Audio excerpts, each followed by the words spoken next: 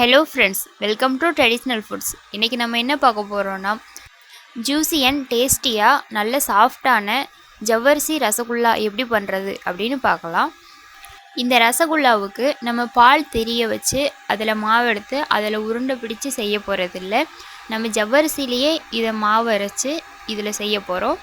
இதுக்கு ஜவ்வரிசி ஒரு 200 கிராம் எடுத்துருக்கிறேன். இது 1 கப் அளவுக்கு எடுத்துருக்கிறேன்.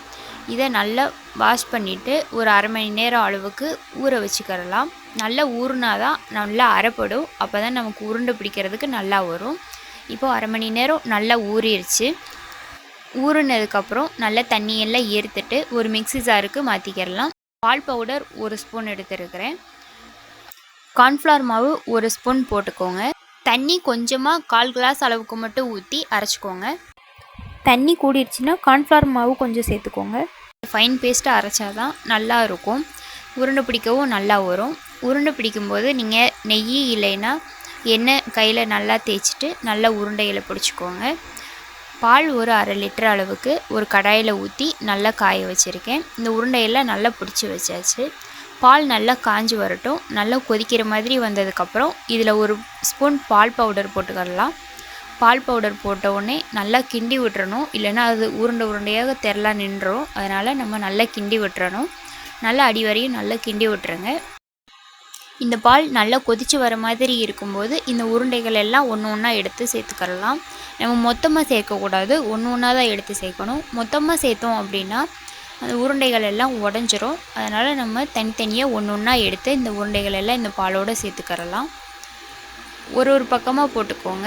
எல்லாத்தையும் ஒரே இடத்துல போட்டுறாமல் சுற்றி எல்லா பக்கமும் படுற மாதிரி எல்லா பக்கமும் போட்டுக்கோங்க. போட்டுட்டு கிண்டி விடக்கூடாது. கிண்டி விடாமல் அந்த உருண்டைகள் ஏதாவது மேலே இருந்ததுன்னா மட்டும் அதை உள்ளே தள்ளி விட்டுக்கோங்க.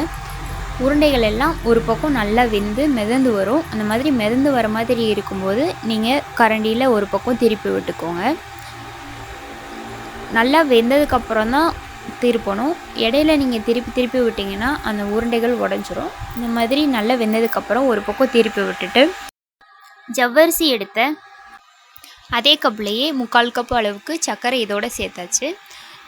3 ஏலக்காய் தட்டி இதோடையே சேர்த்துட்டு நட்ஸ் நல்லா பொடியாக கட் பண்ணி இதோட சேர்த்துக்கோங்க. உங்களுக்கு விருப்பமான நட்ஸ் எதுவுமே போட்டுக்கரலாம். எதுவானாலும் நீங்கள் இந்த நட்ஸ் சேர்த்துக்கோங்க. சேர்த்து எல்லாத்தையும் நல்லா கிளறி விட்டுக்கோங்க. கிளறி விட்டுட்டு குங்குமப்பூ உங்களுக்கு போட விருப்பம் இருந்தால் போட்டுக்கோங்க. நான் குங்குமப்பூ சேர்த்துருக்கேன். இது குங்குமப்பூ போட்டாக்க டேஸ்ட்டு நல்லாயிருக்கும், கலரும் கொடுக்கும். இந்த மாதிரி வச்சு சாப்பிட்டு பாருங்கள், உங்களுக்கு ரொம்ப பிடிக்கும். இந்த மாதிரி ஒரு முறை வச்சு பாருங்கள். நீங்கள் அடிக்கடி இதே மாதிரி செய்வீங்க.